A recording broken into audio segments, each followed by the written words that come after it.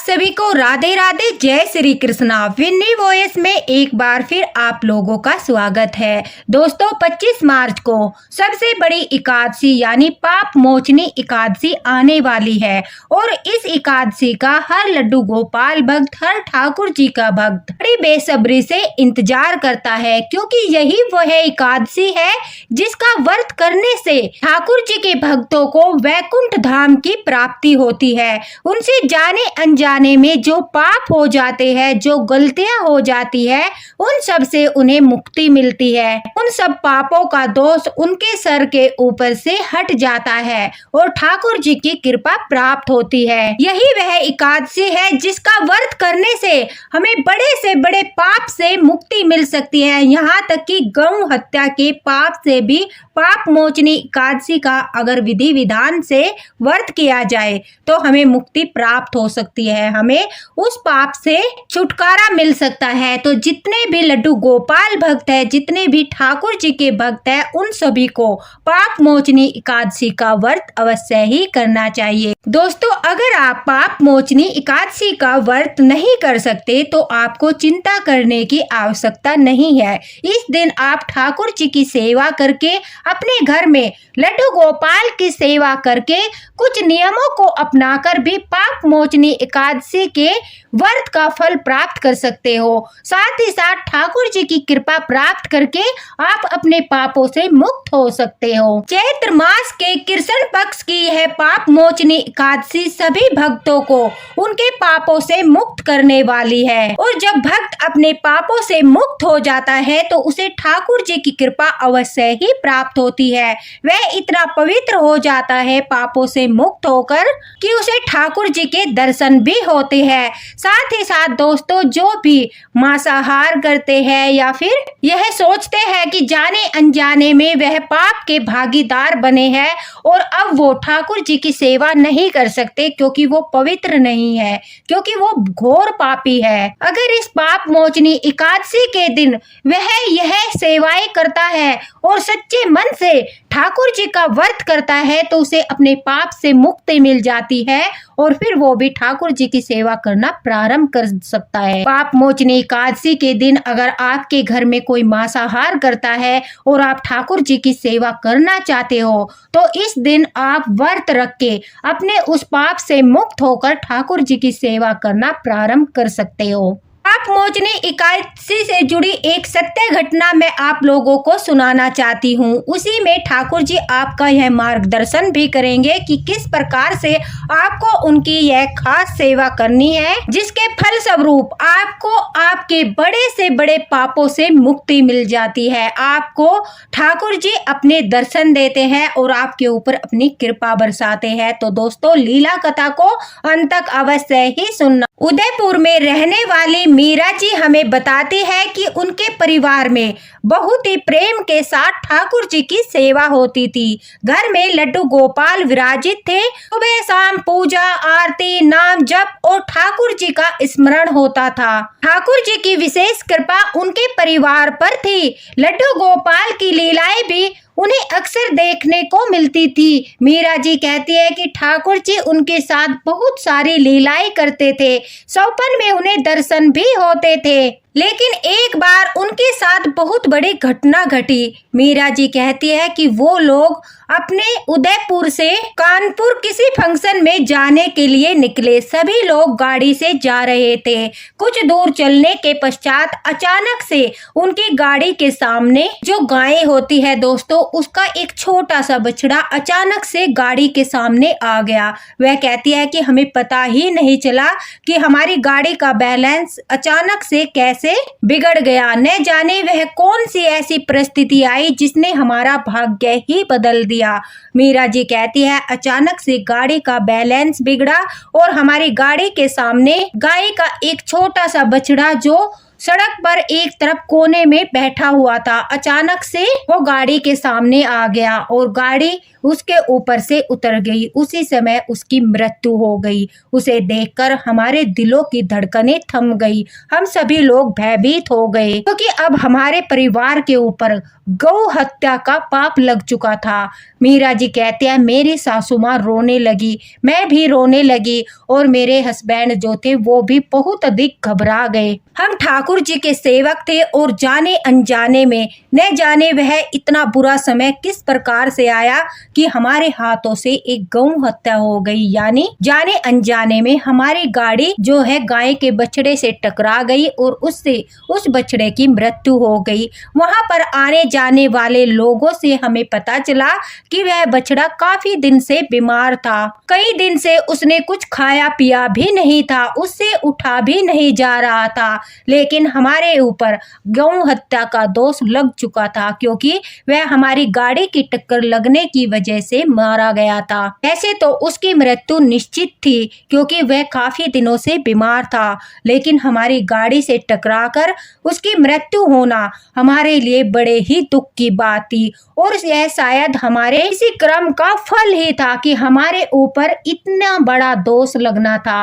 अब जब उस बछड़े की मृत्यु हो गई, मीरा जी कहती है कि हमने वहीं पर गाड़ी रोकी और बड़े ही श्रद्धा भाव के साथ बड़ा ही दुख मनाते हुए एक गड्ढा खोदकर पूरे सम्मान के साथ उस बछड़े को वहां मिट्टी में दफनाया। गांव के लोग काफी भले थे, उन लोगों ने हमारी सहायता भी की, लेकिन जाने अनजाने में हमसे घोर पाप हो गया था। हम कानपुर किसी फंक्शन में जा रहे थे, लेकिन इतना बड़ा हादसा होने के पश्चात हम वापस उदयपुर लौट आए। हमने फंक्शन अटेंड ही नहीं किया। घर आकर हम बहुत ज्यादा दुखी थे।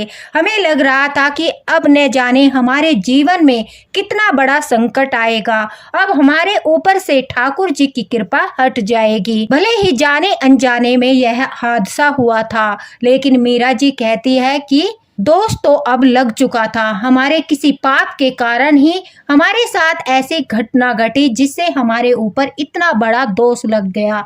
अब मन विचलित रहने लगा, मन पूजा में भी नहीं लगता था। मीरा जी कहती है मैं ठाकुर जी से प्रार्थना करके हर वक्त अपने उस पाप के लिए माफी मांगती थी। मेरे पति को, मेरी सासू माँ को, हम सबको उस गलती का बहुत पश्चाताप था, जबकि वो जाने अनजाने में हुई एक बहुत बड़ी गलती थी जिसके कारण से यह हादसा हुआ था। लेकिन फिर भी मन में हर वक्त वही बात चलती, वही घटना आंखों के सामने घूमती रहती थी। मन शांत नहीं रहता था। घर में कुछ भी गलत होता था तो ऐसा लगता था कि मानो उसी पाप के कारण हमारे साथ गलत हुआ है। उस हादसे के 15 दिन के बाद मीरा जी कहती है कि अचानक से मेरे हस्बैंड की फैक्ट्री में आग लग गई। हमारा बहुत बड़ा नुकसान हो गया और उस नुकसान के कारण अब मेरी सासू माँ, मेरे ससुर जी और मेरे हस्बैंड सभी की तबीयत बहुत खराब थी। दिन रात वो सोचते थे कि हमें हमारे पाप से मुक्ति किस प्रकार मिलेगी। हमने काफी बार पूजा पाठ भी कराया, हमने दान पुण्य भी किया, लेकिन मन पर एक बोझ था और वह बोझ उतरने का नाम ही नहीं ले रहा था। मीरा जी कहती है उस हादसे के बाद न जाने ऐसा क्या हुआ कि ठाकुर जी भी हमसे नाराज हो गए। एक बार भी लड्डू गोपाल ने अनुभूति नहीं कराई। मैं हमेशा ठाकुर जी से प्रार्थना कर रही थी कि जिस दिन भी आपकी अनुभूति मुझे होगी, मैं समझ जाऊंगी कि हमारी भूल के लिए, हमारे इस अपराध के लिए आपने हमें माफ कर दिया है। लेकिन दुर्भाग्यवश मीरा जी कहती है एक भी दिन ठाकुर जी की अनुभूति नहीं हुई। महीनों बीत गए। लड्डू गोपाल जो सौपन में दिखाई देते थे उनका दिखाई देना बंद हो गया, उनकी अनुभूति होना बंद हो गया। घर में नुकसान पर नुकसान होने लगे। घर में बीमारियां, आर्थिक स्थिति बहुत ज्यादा खराब हो गई। बच्चे भी बहुत ज्यादा परेशान रहते थे, वो प्रसन्न नहीं रहते थे। घर का माहौल एकदम से बदल गया था। ऐसा लग रहा था मानो हमारे घर को किसी की नजर लग गई। जो हमारे कर्मों के प्रारब्ध होते हैं वो हमें भुगतने ही पड़ते हैं, लेकिन जब ठाकुर जी हमारे साथ होते हैं तो वो हमें बड़े से बड़े पापों से मुक्ति दिलाने में हमारी सहायता अवश्य ही करते हैं। मीरा जी कहती है, जब काफी समय हो गया ठाकुर जी के दर्शन नहीं हुए, ठाकुर जी की कोई अनुभूति नहीं हुई, तो हमारा परिवार समझ गया कि अब हमारे ऊपर ठाकुर जी की कृपा नहीं है। ठाकुर जी जो है वो नाराज होकर घर छोड़कर चले गए हैं। मन बड़ा दुखी था। इस वजह से मन दुखी होने के कारण हमने वृंदावन जाने का प्रोग्राम बनाया। मीरा जी कहती है, हम कुछ दिन के पश्चात ही वृंदावन गए और वहां पर जाकर हमने बाके बिहारी के चरणों में शीश झुकाकर नंगे पैर परिक्रमा करके अपने पाप को कुछ हल्का करने का प्रयास किया, लेकिन बार बार वही बातें, वही घटना आंखों के सामने दोहराई जा रही। मीरा जी कहती है, अब वहाँ पर मेरे सब्र का बांध टूट गया और मैं ठाकुर जी के जब दर्शन कर रही थी जोर जोर से रोने लगी, ठाकुर जी को पुकारने लगी और उनसे प्रार्थना करने लगी, हे ठाकुर हमारे पाप से हमें मुक्त कीजिए, हे ठाकुर हम पर कृपा कीजिए, हमारे द्वारा किए गए अपराध से हमें मुक्ति दिलाइए, हम इस प्रकार से अपना जीवन नहीं जी पाएंगे, अन्यथा हमें मृत्यु दीजिए। मीरा जी कहती है, वो जोर जोर से वही धाम में रोने लगी, ठाकुर जी के चरणों में अपनी नाक रगड़ने लगी, उनके सामने अपनी झोली फैलाकर उनसे माफी मांगते हुए जब वो रो रही थी, शायद ठाकुर जी को उन पर तरस आ गया। मीरा जी कहती है, जैसे ही हम दर्शन करने के बाद अपने आप को संभालकर बाके बिहारी मंदिर से बाहर आए, वहां पर अचानक से उन्हें एक साधु मिले। वो साधु बड़े ही शांत स्वभाव के थे। उन्होंने मुझसे प्रसाद मांगा। मीरा जी कहती है, उनके हाथों में प्रसाद को रखते हुए भी मेरी आंखों में आंसू आ रहे थे। उन्होंने मेरे सर पर हाथ रखा। सर पर हाथ रखते ही मुझे बड़ा शांति का अनुभव हुआ। अब मैंने तुरंत से उन बाबा के चरण पकड़ लिए और उनसे कहा, बाबा हमसे बहुत बड़ा पाप हुआ है, कृपा करके आप तो वृंदावन धाम में रहते हो, ठाकुर जी के इतने समीप रहते हो, हमें कोई रास्ता बताइए, हमारे पापों से हमें मुक्ति मिल जाए, ऐसा कोई तो रास्ता होगा। अब जब उन बाबा ने मुझे रोते हुए देखा तो उन्होंने मेरे सर पर हाथ फेर कर कहा कि शांत हो जाओ बेटा, यहाँ पर बैठो, मैं तुम्हें उपाय बताता हूँ। ठाकुर जी बड़े ही दयालु है, जो भी उनके धाम पर आता है उनके दर्शन करने के पश्चात स्वयं ही उनके पापों से उन्हें मुक्ति मिल जाती है। लेकिन तुम्हारे ऊपर गौ हत्या का दोष लगा है। अब मीरा जी कहती है कि मैं बड़ा आश्चर्यचकित थी, क्योंकि उन बाबा को मैंने सिर्फ और सिर्फ यह बोला था कि हमें हमारे पापों से मुक्ति दिलाइए, लेकिन उन्हें किस प्रकार से पता चला कि हमारे हाथों से गौ हत्या हुई है, गौ हत्या का दोष हमें लगा है। मैं काफी आश्चर्यचकित थी। अब हाथ जोड़कर मेरे पति, मेरी सासू माँ, हम सब उन बाबा के चरणों में बैठ गए और उन बाबा ने वहीं सीढ़ियों पर बैठकर हमें उपाय बताया। उन्होंने कहा कि अगले महीने कृष्ण पक्ष की चैत्र मास की पाप मोचनी एकादशी है और इस एकादशी पर बड़े से बड़े पापों से मुक्ति मिल जाती है। अगर इस दिन तुम श्रद्धा पूर्वक ठाकुर जी का व्रत करोगी और उनकी ये कुछ सेवाएं करोगी तो तुम्हें इस पाप से मुक्ति मिल जाएगी, तुम्हारे घर परिवार से सारा संकट दूर हो जाएगा। मीरा जी कहती है कि उन बाबा ने कहा कि पाप मोचनी एकादशी के दिन अगर तुम सुबह उठकर ब्रह्म मुहूर्त में स्नान करके, तुम्हारे घर में ठाकुर जी विराजमान है, उन्हें भी स्नान कराकर पूजा पाठ करने के पश्चात तुलसी जी में दीपक जलाओगी और फिर दीपक जलाने के पश्चात उसी समय अमृत काल मुहूर्त में ही जो 5 बजे से लेकर 7 बजे तक होता है, उस समय कुछ दान पुण्य करोगी तो तुम्हें तुम्हारे पापों से मुक्ति मिल जाएगी। सबसे पहला दान, एक मिट्टी का घड़ा लेकर उसे जल से भरकर उसमें लौंग का जोड़ा, थोड़ा सा गुड़ डालकर अगर तुम वो घड़ा किसी गरीब व्यक्ति को या फिर मंदिर में किसी भी पुजारी को दान करती हो तो उससे तुम्हें 100 कन्यादान का फल प्राप्त होगा, जिससे तुम्हें अपने पाप से मुक्ति प्राप्त होगी। जल का घड़ा दान करने से पाप मोचनी एकादशी के दिन तुम्हारे पूर्वज प्रसन्न होंगे और जब वो प्रसन्न होंगे तो वो तुम्हारे पाप से तुम्हें मुक्ति दिलाने में तुम्हारी सहायता करेंगे। ठाकुर जी के नाम से अगर तुम पाप मोचनी एकादशी के दिन मिट्टी का घड़ा पानी से भरकर गुड़ डालकर दान करती हो तो उससे जो तुम्हारे पाप का घड़ा है वो फूट जाएगा और तुम्हें ठाकुर जी की कृपा प्राप्त होगी। तुम्हारे घर में सुख शांति का वास होगा। जिस प्रकार से तुम घड़े में जल भरकर और गुड़ डालकर किसी पुजारी या गरीब व्यक्ति को दान करोगी, उसी प्रकार से तुम्हारा पुण्य का घड़ा भरेगा। साथ ही साथ तुम्हारे घर में माता लक्ष्मी प्रसन्न होकर धन का घड़ा भरेगी। तो अगर पाप मोचनी एकादशी के दिन तुम जितना बड़ा भी घड़ा भरकर किसी पुजारी को या किसी गरीब व्यक्ति को दान करते हो तो उसका बहुत बड़ा पुण्य फल प्राप्त होता है। इस दान का अक्षय पुण्य तुम्हें मिलता है। जाने अनजाने में किए गए पाप कर्मों के फल भी इस दान से नष्ट हो जाते हैं। दूसरा दान है जूते चप्पल का दान। अगर तुम पाप मोचनी एकादशी के दिन किसी पंडित को या फिर किसी जरूरतमंद को, किसी गरीब व्यक्ति को जूते या चप्पल का दान करती हो तो तुम्हारे ऊपर जो शनि दोष होता है उससे तुम्हें मुक्ति मिल जाएगी। शनि देव की भी कृपा प्राप्त होगी। ठाकुर जी प्रसन्न होकर तुम्हारे ऊपर से जो शनि की 7.5 चलती है, जो शनि की ढैया चलती है, जिसके कारण से व्यक्ति के जीवन में बहुत सारे संकट आते हैं, अगर तुम पाप मोचनी एकादशी के दिन ठाकुर जी का नाम लेकर किसी जरूरतमंद को या किसी भी पंडित को जूते या चप्पल दान करते हो तो तुम्हें शनि की 7.5 शनि की ढैया से मुक्ति मिलती है। तुम्हारे जीवन में खुशियां आती है। ठाकुर जी तुम पर अपनी कृपा बरसाते हैं। भगवान विष्णु बहुत अधिक प्रसन्न हो जाते हैं। बिहारी जी प्रसन्न हो जाते हैं। जो तुम्हारे अशुभ ग्रह होते हैं, जिनके कारण से तुमसे कोई भूल हो जाती है, पाप हो जाता है, गलती हो जाती है, वो सब शांत हो जाते हैं और तुम्हें अशुभ ग्रहों से मुक्ति प्राप्त होती है। इसके अलावा अगर पाप मोचनी एकादशी के दिन तुम जूते चप्पल दान करते हो तो तुम्हारे कार्य में अगर कोई रुकावट आती है या तुम्हारे व्यवसाय में भारी नुकसान हुआ है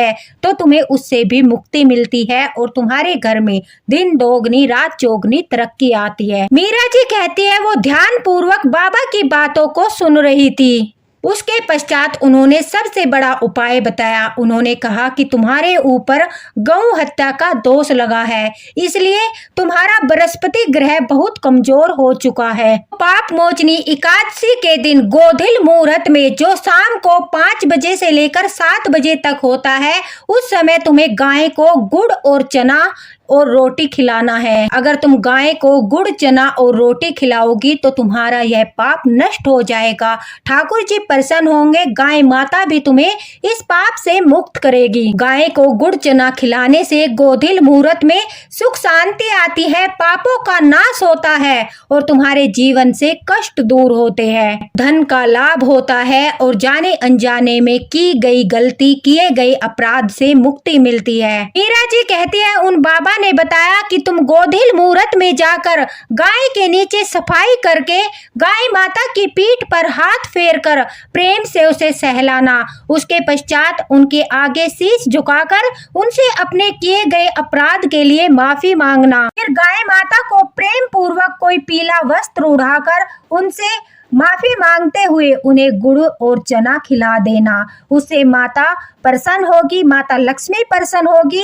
गाय माता में सभी देवी देवताओं का वास होता है। सभी देवी देवता तुमसे प्रसन्न होकर तुम्हें आशीर्वाद प्रदान करेंगे, जिससे तुम्हें तुम्हारे पाप से मुक्ति मिलेगी। और पाप मोचनी एकादशी के दिन अगर तुम यह करती हो तो इसका बहुत बड़ा फल तुम्हें प्राप्त होगा। तुम्हारे पाप से तुम्हें अवश्य ही मुक्ति मिलेगी। गाय माता को पाप मोचनी एकादशी के दिन गुड़ और चना खिलाने से स्वास्थ्य में भी सुधार होता है, तुम्हारे वंश में वृद्धि होती है और सकारात्मक ऊर्जा का संचार होता है, मन को शांति मिलती है। अगर घर में लड्डू गोपाल है तो वो बहुत ज्यादा प्रसन्न होते हैं। कि हम सब जानते हैं गाय माता जो है वो हमारे ठाकुर जी की सबसे प्रिय है। अगर तुम पाप मोचनी एकादशी के दिन गाय माता की इस प्रकार से सेवा करते हो तो ठाकुर जी तुम्हारे पापों से तुम्हें मुक्ति देते हैं। पाप मोचनी एकादशी के दिन तुम्हें चींटियों को आटा खिलाना है। जितनी भी चींटियां तुम्हें दिखाई दे या कहीं पर भी किसी पेड़ के नीचे जाकर जहां पर चींटियों का छिद्र दिखाई दे वहां पर तुम आटा भूनकर उसमें कुछ मीठा मिलाकर, चीनी या शक्कर कुछ भी मिलाकर अगर तुम चींटियों को खिलाओगी, जो चींटियां होती है वो ठाकुर जी की सखा होती है, क्योंकि वो मिल बांट कर और मेहनत करके खाती है, इसलिए ठाकुर जी को वो बहुत अधिक प्रिय है। अगर तुम चींटियों को आटा भूनकर पाप मोचनी एकादशी के दिन अगर तुम चींटियों को आटा खिलाती हो तो तुम्हें 100,000 से भी ज्यादा दान करने का पुण्य प्राप्त होता है। चींटियों को आटा खिलाने से कर्ज से मुक्ति मिलती है, नकारात्मकता दूर होती है। साथ ही साथ अगर तुम नारियल का बुरादा मिलाकर चींटियों को आटा खिलाते हो तो तुम्हारा दुर्भाग्य दूर होता है, तुम्हारे द्वारा किए गए पापों से तुम्हें मुक्ति मिलती है। जिन लोगों की कुंडली में शनि का प्रभाव बहुत अधिक ज्यादा होता है और वो चींटियों को आटा खिलाते हैं तो चींटियां आटा खाकर उन्हें आशीर्वाद देती है, जिससे शनिदेव बहुत प्रसन्न होते हैं और उनके ऊपर से शनि की कुंडली का दोष हट जाता है। मीरा जी कहती है कि बाबा ने ये सभी उपाय बताए और कहा कि तुम्हारा उद्धार निश्चित है। अगर तुम ठाकुर जी के द्वार पर बैठकर यह संकल्प लेती हो कि तुम पाप मोचनी एकादशी के दिन श्रद्धा पूर्वक व्रत रख के यह सारे दान पुण्य करोगी तो ठाकुर जी की कृपा अवश्य ही होगी और तुम्हें ठाकुर जी के दर्शन होंगे, तुम्हारे बड़े से बड़े पाप से तुम्हें मुक्ति मिलेगी। मीरा जी कहती है उन बाबा की यह बात सुनकर मन बहुत प्रसन्न हो गया, मन को शांति मिली। इतने दिनों से हम परेशान थे, बांके बिहारी के दरबार जाते ही हमारे जो संकट थे, हमारी जो समस्या थी उसका समाधान हमें मिल गया और ये सिर्फ और सिर्फ ठाकुर जी की ही कृपा है। जैसे ही हमने उन बाबा जी के चरणों में शीश रखा और अपना शीश ऊपर उठाया तो वो बाबा वहां नहीं थे। हम समझ चुके थे कि वो बाबा और कोई नहीं बल्कि हमारे बांके बिहारी जी, हमारे ठाकुर जी ने माध्यम बनाकर हमारी सहायता के लिए अपने किसी प्रिय भक्त को भेजा था।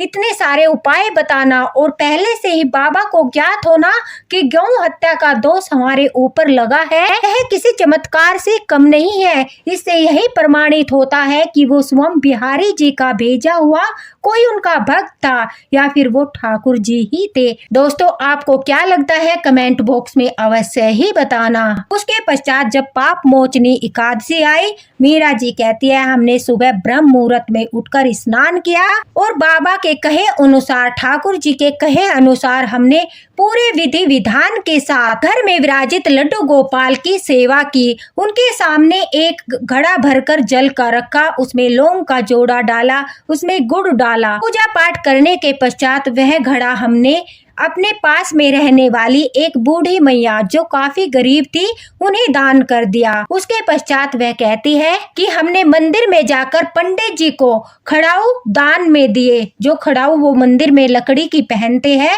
वही हमने पंडित जी को दान किए। उसके पश्चात हमने गोधेल मुहूर्त में गाय माता की सेवा की। गौ माता की सेवा करने के पश्चात वहीं से हम दोनों पति पत्नी पार्क में गए। पार्क में जाकर हमने वहां पर चींटियों को आटा भी डाला। मीरा जी कहती है कि उसी दिन रात के समय एक बहुत बड़ा चमत्कार हुआ। मुझे सौपन में अपने बाल गोपाल के दर्शन हुए।